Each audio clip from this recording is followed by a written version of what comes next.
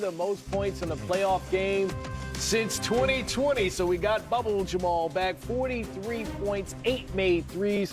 This is Playoff Central Live. Denver Nuggets take a 3-2 series lead. You know, Vince, when I look at Jamal Murray, this level of play, when we have the conversation about the Denver Nuggets, can they win a championship? It's when we see Jamal Murray playing at this level. Because he's a gamer. Like big moments, Jamal Murray steps up to the table and he gets it done. He also understands who he has on his team in, obviously, Jokic. But when Jokic is having a, if you would, mediocre game, he's like, oh, no problem. I'll do what I need to do. I'll take care of this. You take the night off, big fella. Get a night off his 21st career triple-double, 13 points, 10 rebounds, 12 assists. Yeah. But, like, that's where the bar is for Nikola Jokic. But to that point, having that luxury of Jamal Murray picking up the scoring slack like this. It's a wild conundrum. It's like, do you let Jokic go off and give you a 40-point triple-double and take your best defender off of Jamal Murray, and Jamal goes, oh, you putting them on me? And he goes off. When this started, right, and I know they scored 131 to 115, obviously it was a blowout. I thought that the Clippers had the advantage when it came to the bench, when it came to that if they had figured Denver out, who is not that good defensively, they were going to sweep them. And I said that was a hot take. I said it was a hot take. But what I've seen from this Denver Nuggets team, sweep them? Now, I said, somebody asked me, what is a hot take? Blaze fire. Now it's a blaze fire. But at the beginning of this, the Nuggets have struggled. They have a brand new coach 5 games into the playoffs. So, with you on that. Anyways. And this is regardless of what Jamal Murray, because we know what he can do. He was a little inconsistent throughout the year, battling injuries. They're obviously playing at a high level. Do you know what my biggest what if was? Michael Porter Jr. Yeah. Is he playing? The fact that he can be on that floor for their spacing, he's a plus 34 in this game. He has been doing well, even with his hurt shoulder. I have to just give that boy credit, that man credit, for acknowledging that if he isn't committed to both ends of the basketball court, he doesn't need to score 30 for them to win. When he's out there and defends his butt off because they've been going at him, we just talked about it. Like every time you look, they're like putting him in action and doing something. He's doing what he has to do. Now that was my biggest what if, and I can admit when I'm wrong. If he's a plus anything and they have the spacing and the availability of him there, and he's making shots, Denver is a very tough matchup for everyone. I mean, to your point, Michael Porter Jr., when we think of him coming into the league and what he's been, he's a guy that you expect, he's going to take a lot of shots and be a scorer. Took the 5th most shots on the team tonight. In fact, we got to show some love to one Russell Westbrook. 21 points, Vince. I mean, the future Hall of Famer, the former MVP. You talk about pride and being ready in different situations for him, whether he's benched one game, played 9 minutes another game, and this one came up and was absolutely colossal for the Nuggets. You can say what you want about Russ. When he's on the floor, he's going to give it his all, whether it goes right or it goes wrong.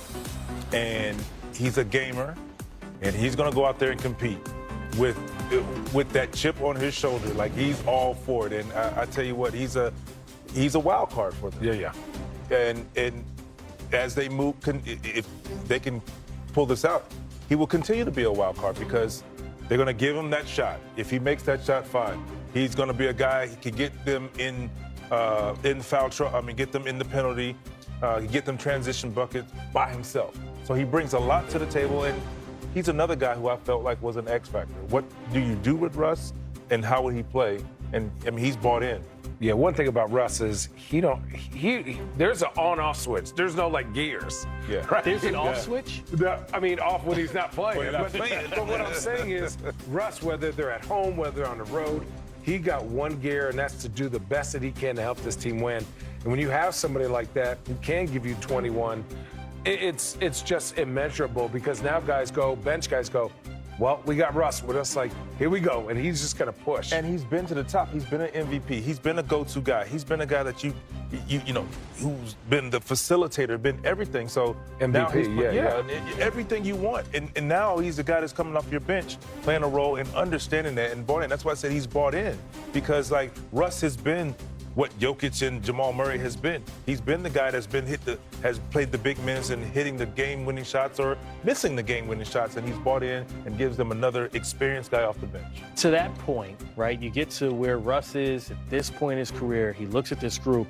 How thirsty, how much motivation does he have to win a championship, right? Because it feels like everything else on his resume, most triple-doubles in NBA history, MVP, averaging a triple-double for a season 4 different times.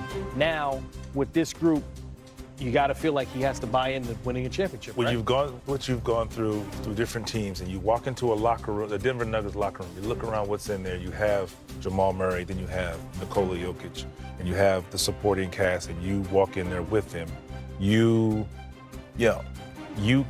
I think it's pretty easy to buy in and say, hey, I have a great opportunity in your mind.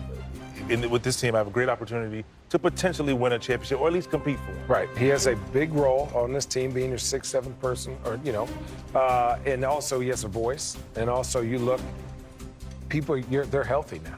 AG's looking better. Yeah. Jamal Murray's ankle's looking better. When this team is hitting threes and they're not going to shoot a lot, they're shooting 50%, that's barbecue chicken. And this team has struggled all year with making those threes. But, listen, again, we talk about Jokic, but we ain't talking about is this dude love basketball and is he a gamer?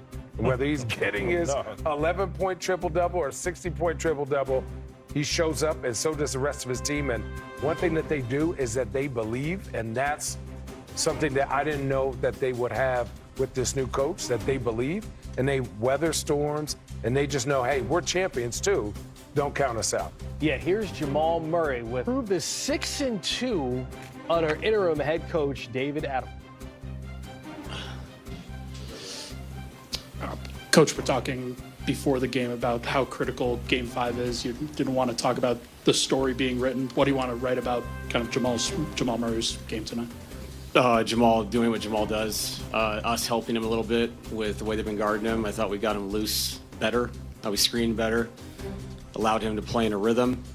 This is a team game, and when guys get hot, it's them being hot and being a special player like he always has been, but it's the other guys setting great screens. I thought DeAndre, Nikola, Russ, whoever they put Zubats on, and obviously Zubats is a really good defender, but we got him moving in space a little bit and got Jamal some good looks, on top of the fact some of the shots he made were just absolutely ridiculous. And said it before the game, I mean, it's coming with him. You know it is in these big moments, these situations. He was born for this. So special night for Jamal, but more importantly, special night for us in the sense of the series. But long way to go. David, was there one shot or one moment from Jamal early where you felt like he was due for a big night? You can kind of tell the way the ball comes off his hand certain nights. I thought he had great lift on his jump shot.